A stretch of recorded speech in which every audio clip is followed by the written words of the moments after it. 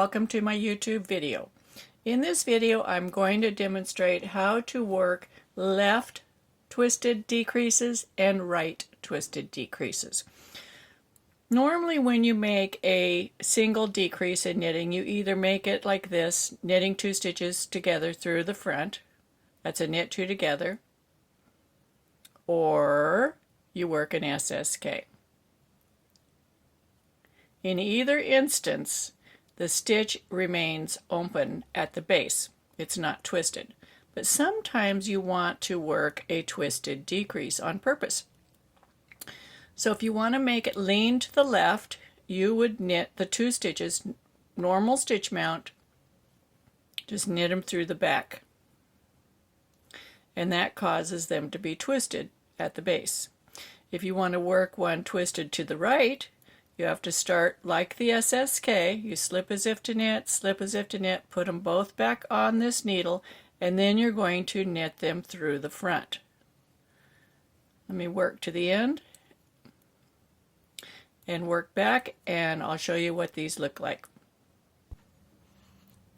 Here are the 2 decreases after I completed the following row, and this is the left decrease, the left twisted decrease, and you can see that the stitch is twisted at the base, and that is what you want.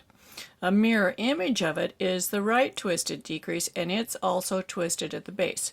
Notice that this one is twisted so the top leg is leaning to the left, so it's called a left twisted decrease.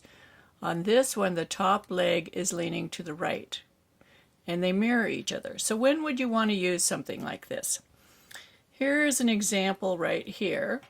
This is Tulip Mania by Ron Warren. It's a super cute fingerless mitt pattern, and I'll put a link to the pattern down in the description. So here, these stitches right here are the left twisted decreases. And when you make this pair of mitts, the cuffs are mirrored. This cuff leans this way, this cuff leans this way. Can you see that? So in order to make it mirrored, these are the right twisted decreases. These are the left twisted decreases. They're leaning to the left.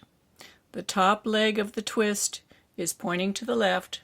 These are the right leaning decreases. The top leg is pointing to the right. If you enjoy watching my videos and learning from me, be sure to subscribe to my YouTube channel. You can join me on Facebook or Ravelry. And be sure to subscribe to my YouTube channel, Knitting with Suzanne Bryan. I hope to see you back here soon, and happy knitting.